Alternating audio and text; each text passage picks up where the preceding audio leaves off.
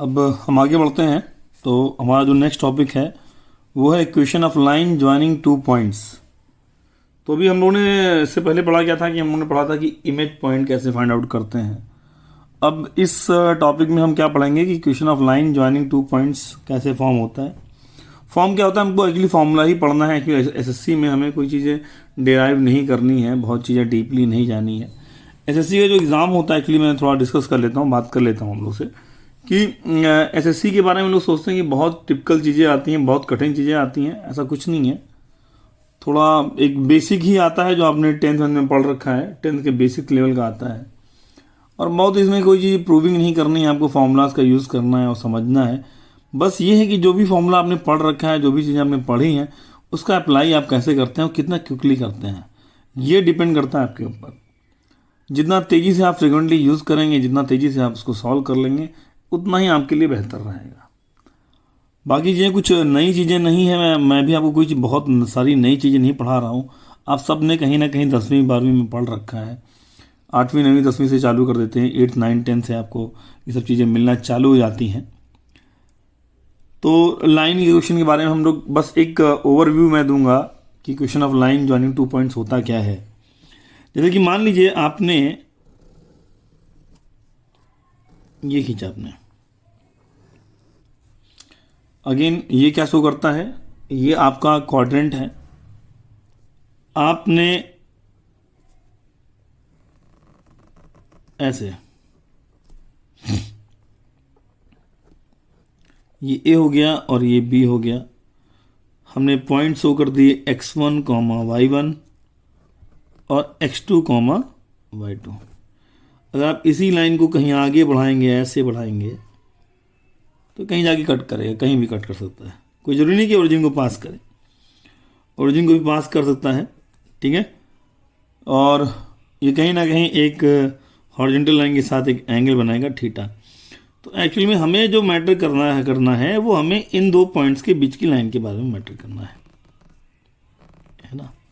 आपसे पूछेगा कि इसकी क्वेश्चन क्या होगी। तो अगर आप देखें तो ये दूरी कितनी है, ये जो ओरिजिन पॉइंट है आपका, ओरिजिन से ये दूरी कितनी हो गई, x1 हो गई। और ये दूरी कितनी हो गई, y1 हो गई। और ऐसे ही आप इधर बढ़ेंगे तो ये दूरी कितनी हो गई, x2 हो गई। और ये दूरी आपकी y2 हो गई। तो आप अगर देखेंगे कि x2 और x1 का डिफरेंस इतना ही होगा ना, ये जो डिफरेंस निकला ये कितना आया, x2 माइनस x1 आ गया। अब ये लाइन इसके पैरेलल है। ऐसे ही अगर आपसे इतना डिफरेंस पूछता है तो ये डिफरेंस कितना आता है, y2 माइनस y1 आता है। ये x2 माइनस x1 और ये y2 माइनस y1। तो अगर आप देखेंगे, अगर ये लाइन इसके पैरेलल है तो कहीं ना कहीं ये एंगल और ये एंगल बराबर होंगे। ये कौन सा एंगल है, करस्पॉन्डेंस एंगल है, क्योंकि ट्रांसवर्स लाइन इसको कट कर रही दो पैरेलल लाइन को। तो ये एंगल और ये एंगल क्या हो गए, इक्वल होंगे, थीटा। तो कभी भी किसी भी इक्वेशन लाइन के इक्वेशन के लिए सबसे बड़ी चीज जरूरत क्या होती है, स्लोप की जरूरत होती है कि उस लाइन की स्लोप क्या होगी। अगर आपसे पूछ देगा कि स्लोप क्या होगा, तो अगर हम बात करें, स्लोप की बात करें, तो स्लोप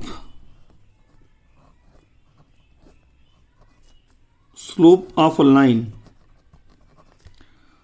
तो slope of a line is represented by m। इसका जो नोटेशन होता है स्मॉल m होता है, स्मॉल m से नोटेट करते हैं। आपसे पूछेगा what is the value of small m। अगर आपसे पूछ दे स्मॉल m की वैल्यू क्या होगी तो आप क्या करेंगे, तो m represent the tangent value of angle of inclination of the line with the horizontal line और x एक्सिस। m क्या रिप्रेजेंट करता है, जो भी वो लाइन x एक्सिस साथ में जो भी एंगल बनाएगी, उसके साथ जो एंगल इंक्लाइंड होगा, तो उस एंगल के टेंजेंट की वैल्यू को ही हम क्या बोलते हैं, स्लोप ऑफ लाइन बोलते हैं, यानी m से रिप्रेजेंट करते हैं। इसे हिंदी में बोलते हैं प्रवणता, बोलते हैं क्या बोलते हैं, प्रवणता बोलते हैं, है ना। तो m को रिप्रेजेंट करते हैं, m is the value of tan theta, m equal to tan theta की बराबर होती है। थीटा क्या है? Angle of inclination of line है, m equal to tan theta है। थीटा क्या है? एंगल ऑफ इंक्लिनेशन है।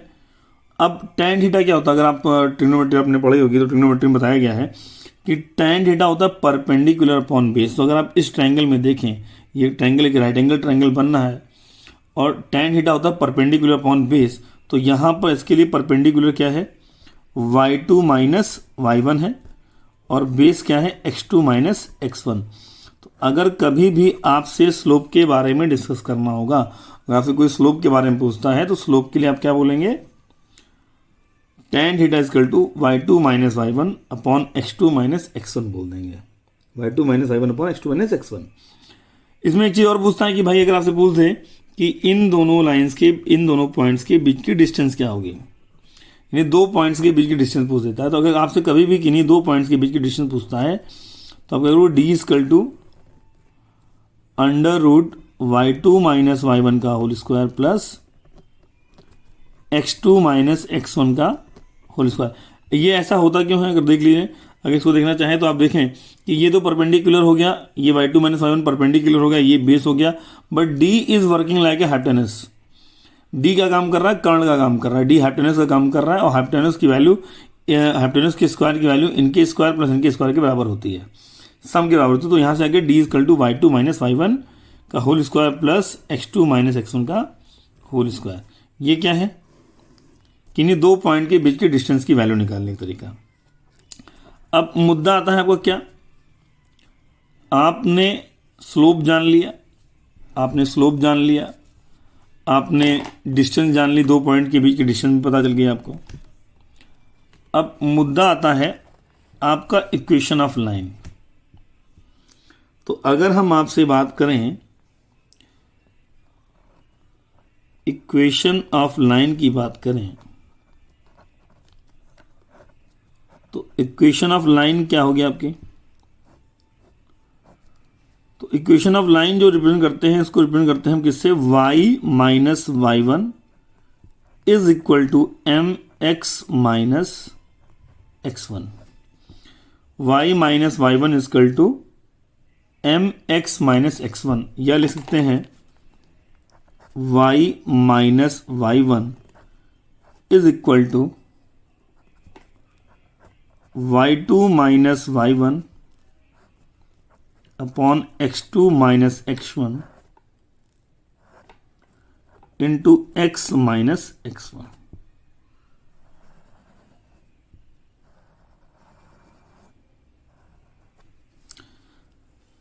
ये क्या है? Equation of line joining two points हो गया। कि आपसे पूछ दे कि equation of line joining two points क्या होगा, तो आप बोलेंगे यही कि y minus y1 equal to y2 minus y1 upon x2 minus x1 into x minus x1, जहां पर y2 minus y1 upon x2 minus x1 represent करता है किसको?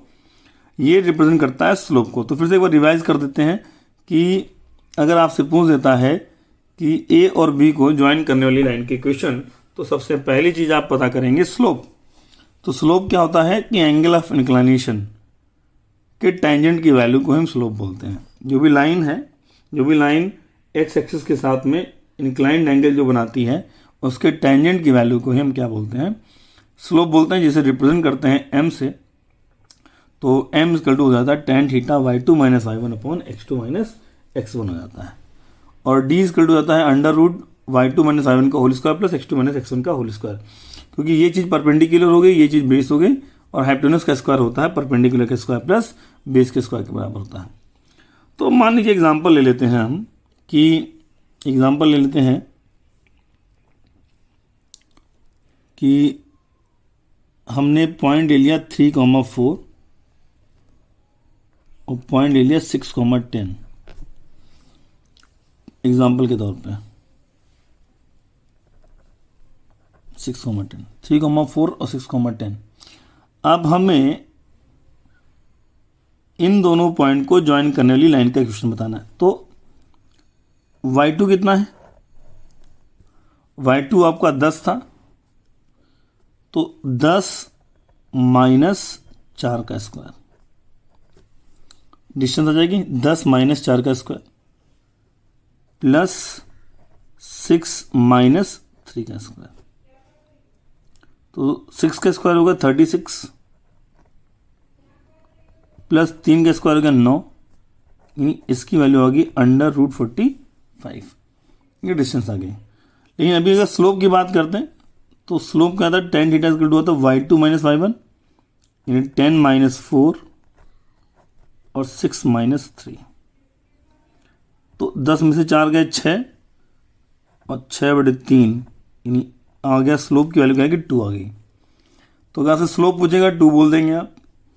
अभी इक्वेशन की बात करते हैं, तो इक्वेशन में जैसे ही आप करते तो आप अगर यहीं पे वैल्यू पुट करें तो y माइनस y1 यानी हो गया 4 और y2 minus y1 upon x2 minus x1 की वैल्यू कितनी है 2 और x minus 3।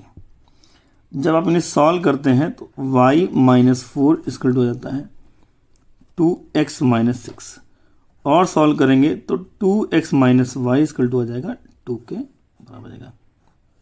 This is equation, है ना, ये आपकी इक्वेशन आ जाएगी 2x minus Y equal to, आपका जो आंसर आ जाएगा वो क्या आ जाएगा 2x minus Y equal to 2। ये आपका फाइनल इक्वेशन आएगा 2x minus Y equal to 2 आ जाएगा, ये आंसर होगा। तो इस तरह के क्वेश्चन बहुत आते हैं, आपको 2 पॉइंट दे देगा एग्जाम में। प्री के पेपर में क्या होता है कि प्री के पेपर में क्या होगा, आपको 2 पॉइंट दे देगा, ए और बी कोई पॉइंट, जैसे हमने 3,4 6,10 माना था वैसे ही कोई भी पॉइंट दे देगा और आपसे कह देगा, या तो आपसे पूछ देगा स्लोप पूछ देगा या डिस्टेंस पूछ देगा, या क्वेश्चन क्या पुट अप होता है कि जैसे 3,4 दिया, यहाँ पे के दे दिया, एक पॉइंट को के मान लिया और डिस्टेंस दे दी, कह दिया कि आपको के की वैल्यू बतानी है, तो ये भी पूछ सकता है। तो इस टाइप से कई क्वेश्चन बन जाते हैं। फिर अब क्या आता है, ये तो था equation of line joining 2 points था।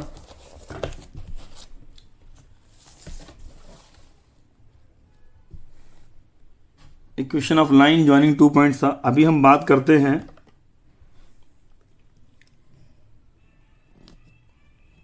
इक्वेशन ऑफ लाइन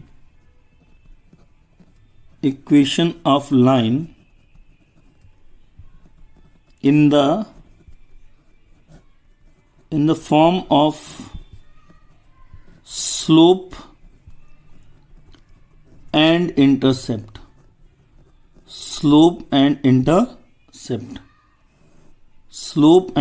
जैसे कि आपको दे दिया, ये दे दिया है ना, और ये है इक्वेशन, और ये कह दी कि एक लाइन जा रही है,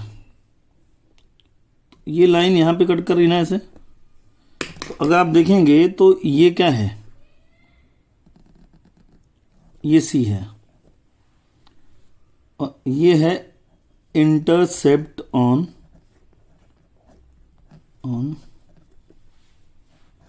वाई एक्सिस। अब स्लोप जो हमेशा बनता है आपका, स्लोप वो हमेशा बनता है, उसका जो लाइन का इंक्लाइंड एंगल होता है वो हमेशा बनता है एक्स एक्सिस के साथ में। अब इसके पैरेलल भी आप जाएंगे तो क्या बनेगा, ये बनेगा सी। तो अगर आप यहां देखेंगे इस पॉइंट की वैल्यू क्या होगी 0,c हो जाएगी, इस वैल्यू हो जाएगी 0,c, यानी ये इंटरसेप्ट कहां पे कट कर रहा है, सी पे इंटरसेप्ट कट कर रहा है। तो यानी इक्वेशन का जो फॉर्मेट होगा वो आएगा y के फॉर्म में। तो जो इसके लिए जो इक्वेशन बनती है वो बनती है y is equal to mx plus C. तो आप देखते हैं जैसे ही, यानी इसका जो ये है general equation of a line, general equation of a line, यानी किसी भी लाइन की अगर जो सबसे कॉमन इक्वेशन होती है वो होती है y equal to mx plus C होती है। यानी अब देखो जैसे ही आपने यहाँ पे x की वैल्यू 0 की, वैसे ही इसने y एक्सिस पे एक इंटरसेप्ट कर दिया जिसकी वैल्यू क्या हो जाएगी, c हो जाएगी। जैसे ही आपने x की वैल्यू 0 करी तो वाई पे वाई की वैल्यू क्या हो जाएगी सी, जो कि क्या हो जाएगी इंटरसेप्ट हो जाएगा। तब क्वेश्चन कैसे आ जाएगा, जैसे कि आपसे पूछेगा एग्जाम्पल के तौर पे पूछेगा कि बताइए for equation 4x minus 9y is equal to C, for equation 4x minus 9y is equal to C, 9y is equal to 6, find slope and intercept, slope and intercept. तो आप क्या करोगे, तो इक्वेशन एक्चुअली जो दी गई है वो आपको दी गई है 4x minus 9y is equal to 6। तो हमें फॉर्मेट क्या लेके आना है, फॉर्मेट लेके आना y is equal to M X plus C. तो आप अगर 9y को उधर ले जाते हैं तो क्या जाता है 4x माइनस 6 आ जाता है, और y आ जाता है 4/9 x माइनस 6/9। यानी अगर फाइनली आप देखेंगे तो फाइनली क्या आएगा, y इजकल टू आ जाएगा 4/9 x माइनस 2/3। ये क्वेश्चन आई। तो अगर हम कंपेयर कराते हैं इसको y is equal to M X plus C से, तो आप देखते हैं कि x के बगल में क्या है, आप देखेंगे x के बगल में यहाँ पे m है, लेकिन x के बगल में यहाँ पे 4/9 है। तो यहाँ से m की वैल्यू क्या आ जाएगी 4/9, और c की यहाँ पे क्या है माइनस 2/3। तो ये आपका हो जाएगा आंसर हो जाएगा। अगर आपसे स्लोप पूछेगा तो आप बोलेंगे 4/9, और आपसे इंटरसेप्ट पूछेगा माइनस 2/3। और क्या पूछ सकता है, जैसे कि पूछ देगा सेकंड एग्जांपल पूछ देगा आपसे, मान लीजिए यहाँ पर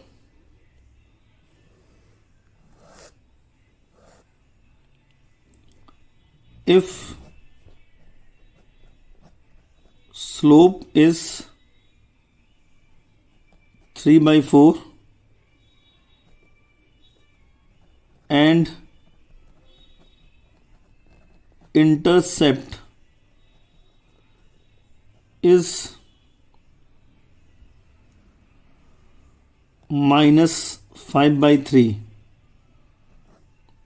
find equation।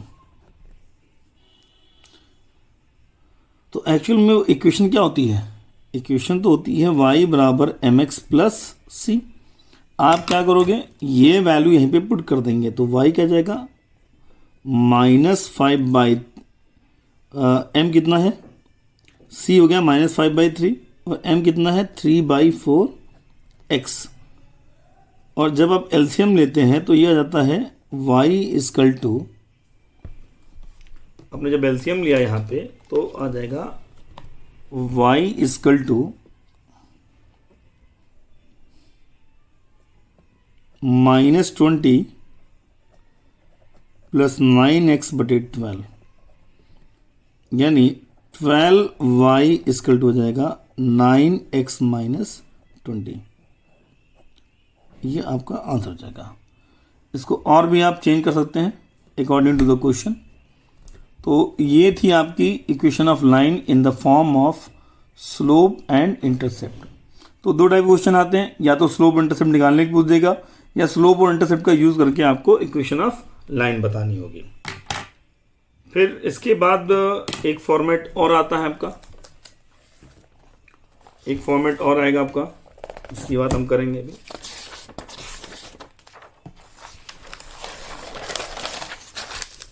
हम दूसरे फॉर्मेट की बात करते हैं।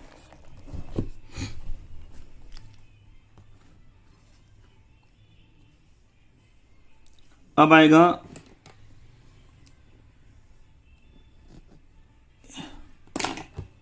अब आपका आएगा equation of line, equation of line cutting intercepts on both axes, cutting intercepts on both axes। कि अब जो भी इक्वेशन ऑफ जो भी लाइन है वो दोनों एक्सिस पे आपका कट कर रहा है, जैसे कि ये अगर आप देखें ये क्या है,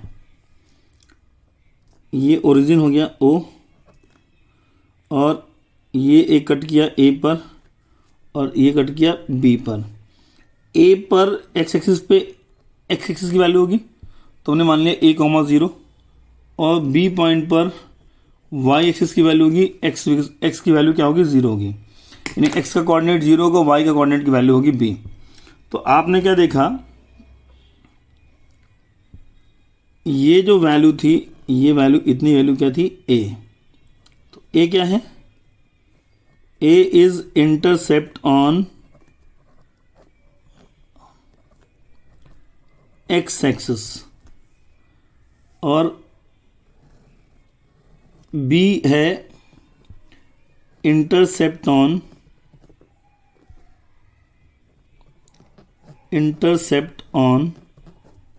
Y axis.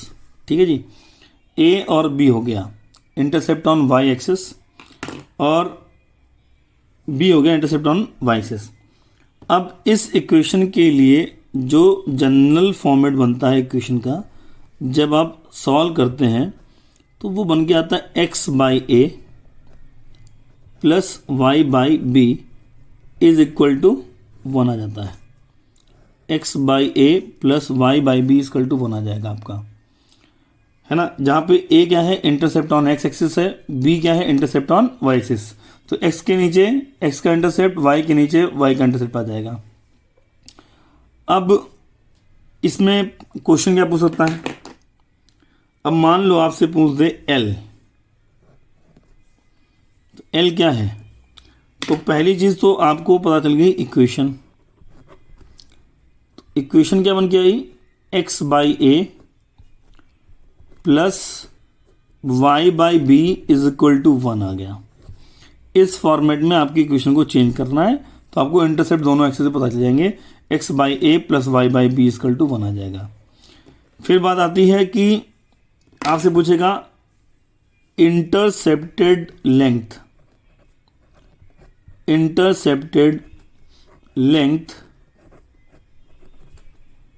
Between the axis पूछ देगा, तो वो क्या होगा एल होगा। तो एल की वैल्यू, क्योंकि L is working like a hypotenuse, क्योंकि ये तो परपेंडिकुलर हो गया, एल क्या कर रहा है हाइपोटेनस का काम कर रहा है, तो एल की वैल्यू आएगी अंडर रूट परपेंडिकुलर का स्क्वायर प्लस बेस का square, L equal to under root A square plus B square. ये क्या है, intercepted length between the axes है, intercepted length between the axes. अभी आपसे क्या पूछ दें, इसी एक्सेस के बीच में एरिया क्या होगा, अगर आपसे पूछे इस एरिया की वैल्यू पूछे, है ना, ये जो एरिया क्या होगा, तो एरिया क्या हो जाएगा, ये हो जाएगा 1/2 mod of A into B हो जाएगा। अगर इंटरसेप्टेड इस जो लाइन है, जो लाइन कट कर रही है इंटरसेप्ट ऑन बोथ एक्सिस, उसके द्वारा और एक्सिस के बीच में बना एरिया क्या होगा, तो उसे आप लिखेंगे area equal to mod of 1/2 mod of A into B, यानी एक्स का इंटरसेप्ट इंटू वाई का इंटरसेप्ट। अब बात आता है कि इस पर बेस्ड क्वेश्चन क्या पूछेगा, ऐसे कहते हैं कि क्वेश्चन क्या होगा, तो क्वेश्चन पूछ देगा इस तरीके से कि पहला क्वेश्चन पूछेगा कि क्वेश्चन होगा कि find first intercepts on both axes, और सेकंड पूछेगा एरिया बिटवीन एक्सेस, और थर्ड पूछेगा आपसे intercepted length.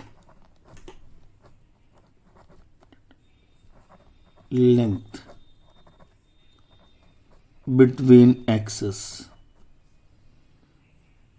Intercepted length between axes. तो इसका जैसे पहला हमने ले लिया A, 5x minus 12y is equal to 60। B ले लिया हमने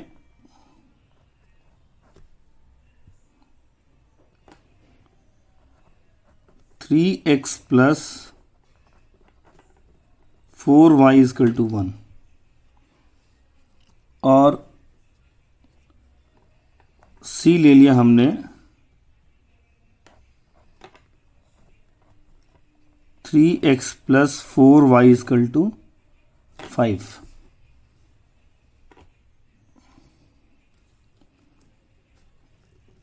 और डी ले लिया y is equal to M X plus C. अगर आपसे पूछ दे ऐसे तो आप क्या करोगे, पहला काम तो आपको इस साइड में राइट हैंड साइड पे 1 वैल्यू लेके आना। अगर आपसे पूछ दिया कि find intercepts on both axes, तो पहला काम 60 से दोनों तरफ डिवाइड करेंगे, तो 5x by 60 plus minus 12y by 60 is equal to 1। तो आपने क्या देखा, x बटे 12 प्लस y अपॉन माइनस 5 आ गया इजकल टू 1। तो ये क्या है, ये a हो गया और ये b हो गया। तो अगर एरिया पूछा तो आप एरिया क्या बोलोगे, 1/2 12 इंटू माइनस 5। तो कितना आ जाएगा, 12 इंटू माइनस 5 यानी 60/2 यानी 30 आ जाएगा इसका आंसर। ऐसे ही अगर लेंथ पूछेगा तो आप क्या बोलोगे, √5 का स्क्वायर प्लस 12 का स्क्वायर विच इज 13। ये इसका आंसर हो जाएगा, 5 का स्क्वायर प्लस स्क्वायर। लेकिन अभी देखिए क्वेश्चन नंबर बी देखिए, सी भी आप देख लीजिएगा, सी अपने आप कहिएगा। अभी हम क्वेश्चन नंबर बी देखते हैं, तो क्वेश्चन नंबर बी में क्या आएगा। अगर बी का हम देखें तो बी के लिए हम क्या करेंगे, पहला काम तो अब यहाँ पे पहले से ही 1 है, तो 3x प्लस 4y है, तो इसे हम लिख सकते हैं x अपॉन 1/3 भी लिख सकते हैं, इसे लिख सकते हैं y upon 1/4 is equal to 1, क्योंकि यहाँ पे पहले से 1 है ना। तो भाई अगर 1/3 लिखेंगे तो 3 ऊपर चलाएगा तो 3x हो जाएगा, 4 ऊपर जाएगा तो 4y हो जाएगा। तो यहाँ से आपने क्या देखा, यहाँ से a आ गया 1/3 और b आ गया 1/4 आ गया। तो अगर ये तो इंटरसेप्ट हो गए कि x पे इंटरसेप्ट 1/3 है, y पे इंटरसेप्ट 1/4 है। लेकिन अगर एरिया की बात करेंगे तो एरिया जाएगा 1/2 1/3 गुणे 1/4 यानी 1/24 1/24 हो जाएगा, ये एरिया जाएगा। लेकिन अगर आपसे इंटरसेप्टेड लेंथ पूछेगा तो आप क्या बोलोगे, 1/3 का स्क्वायर 1/9, 1/4 का स्क्वायर 1/16, और सॉल्व करने पे आता है 5/12। जब आप सॉल्व करेंगे तो इंटरसेप्टेड लेंथ आ जाएगा 5/12। तो हमने देखा कि एरिया जाएगा 1/24, लेंथ आ जाएगी 5/12, इंटरसेप्ट आ गए 1/3 1/4। तो यानी कुल मिला के हमें राइट हैंड पे वैल्यू 1 लेके आनी है, और जिससे कि 1 लाने पर लेफ्ट हैंड की चीज़ें आपको क्लियर हो जाएगी। x/a यानी हमें फॉर्मेट क्या लेके आना है, x/a plus y/b equal to 1 का फॉर्मेट लेके आना है। अभी आप देखिए क्वेश्चन नंबर जो डी दिया गया है, डी नंबर दिया गया है, तो डी नंबर में आप क्या करेंगे, पहला काम तो आप क्या करेंगे, इसको mx को उधर लेके आएंगे। तो जैसे ही आप mx इधर लेके आए तो क्या हो गया, minus mx plus y equal to C हो गया। अभी आप c से डिवाइड करें, c से डिवाइड करेंगे तो क्या आएगा, minus mx by C plus y by C equal to 1 आ गया। और सिंप्लीफाई करेंगे तो इसे लिख सकते हैं x upon minus C by M plus Y upon C is equal to 1, है ना। यहां लिख सकते हैं इसको हम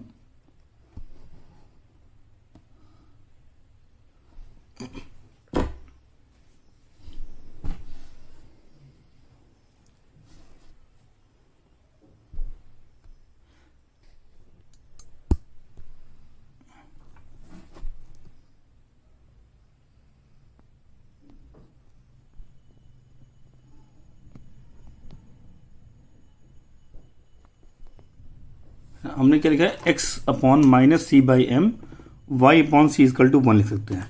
तो आप क्या देखोगे कि ये वैल्यू क्या होगी a और ये वैल्यू हो गई b। तो ये तो आपके इंटरसेप्ट्स आ गए। तो अगर आपसे अब यहाँ पे एरिया पूछता है तो एरिया क्या बोलोगे आप 1/2 mod minus C by M into C. तो आंसर क्या जाएगा c²/2m। आंसर आ जाएगा c²/2m आ जाएगा, है ना। और ऐसे ही लेंथ के लिए क्या करेंगे आप, लेंथ के लिए अगर आपसे l पूछेगा तो l के लिए आप क्या करेंगे under root minus C by M का स्क्वायर c²m² प्लस c²। जब आप इसे सॉल्व करेंगे तो आ जाएगा c/m under root 1 plus m² आ जाएगा, c/m under root 1 plus m², ये आ जाएगा आंसर। तो ये क्वेश्चन आप अपने आप कर लीजिएगा, लेकिन आप देखिएगा कि ये क्वेश्चन नंबर बी बहुत इंपॉर्टेंट है, इसलिए स्टार बना दिया है। और ये क्वेश्चन तो कई बार पूछा गया, डी नंबर का जो क्वेश्चन है ये कई बार पूछा जा चुका है कि बताइए y equal to mx plus C है तो इसके लिए इंटरसेप्टेड लेंथ क्या होगी, इसकी इंटरसेप्टेड लेंथ क्या होगी। तो आप इंटरसेप्टेड लेंथ पूछेगा तो c/m under root 1 plus m²। अगर आपसे इंटरसेप्टेड एरिया पूछेगा तो आप क्या बोलोगे c²/2m बोल दोगे। इंटरसेप्टेड एरिया की बात करेगा तो c²/2m बोल देंगे। और अगर लेंथ पूछेगा तो आप बोलेंगे c/m under root 1 plus m² बोलेंगे। तो आपने क्या देखा कि दो चीज़ें थी आपकी, ये था आपका equation of line cutting intercepts on both axis. तो सिंपल सा फॉर्मेट है x/a plus y/b equal to 1 के फॉर्मेट लेना है। कोई भी इक्वेशन हो, किसी भी फॉर्मेट की इक्वेशन हो, तो आपको चेंज किस फॉर्मेट में करना है, इसमें इसको आपको चेंज करना है सिर्फ x/a plus y/b equal to 1 में करना है। तो इससे क्या जाएगा, x के नीचे जो भी a वैल्यू है वो इंटरसेप्ट्स ऑन x एक्सिस हो जाएगी, और b के नीचे जो y के नीचे जो वैल्यू है वो हो जाएगी इंटरसेप्ट्स ऑन y एक्सिस हो जाएगी। और एरिया निकालना है तो आप क्या करेंगे 1/2 a इंटू बी, और इंटरसेप्टेड लेंथ यानी ये जो लेंथ, ये डिस्टेंस जो निकालनी है एक्सिस के बीच में, तो वो वैल्यू होती है l, जिसे लिखते हैं हम l equal to under root a² plus under root b² हो जाता है। तो ये था format of equation of line, है ना। ये इक्वेशन ऑफ लाइन के 3 फॉर्मेट जो कि बहुत आते हैं एग्जाम में। पहला फॉर्मेट क्या था, equation of line joining 2 points. दूसरा था equation of line in the form of slope and intercepts. तीसरा था equation of line cutting intercepts on both axis था। और इससे पहले हमने क्या पढ़ा था, इसके पहले हमने पढ़ा था इमेज पॉइंट पढ़ा था, और हमने कोऑर्डिनेट्स के बारे में जानकारी पाई थी। तो ये सब चीज़ें हैं, छोटी छोटी चीज़ें हैं जो बहुत एग्जाम में आती हैं। इनमें से कोई भी पॉइंट उठ जाएगा, बहुत सिंपल है। आपको खाली इन फॉर्मूलाज को ध्यान रखना है, इस कॉन्सेप्ट को एक बार माइंड में बैठा लेना है, इनकी 2-3 बार प्रैक्टिस कर लेनी है। सी मैंने छोड़ दिया है, सी आप ट्राई कीजिएगा, अगर नहीं आता है तो मुझसे पूछ लीजिएगा। बाकी कुछ करना नहीं है, इसको भी x/a प्लस y/b के फॉर्म में लाना है। और अब इसके आगे हम और पढ़ेंगे एंगल बिटवीन लाइंस, फिर हम पढ़ेंगे परपेंडिकुलर लाइन, फिर परपेंडिकुलर लाइन इक्वेशन और पैरेलल लाइन इक्वेशन पढ़ेंगे। लेकिन अगला टॉपिक हमारा ये रहेगा, तो इसको आप देखिए, शायद ये बड़ा आपके लिए यूज़फुल रहेगा। तो आगे अगला टॉपिक फिर देखते हैं।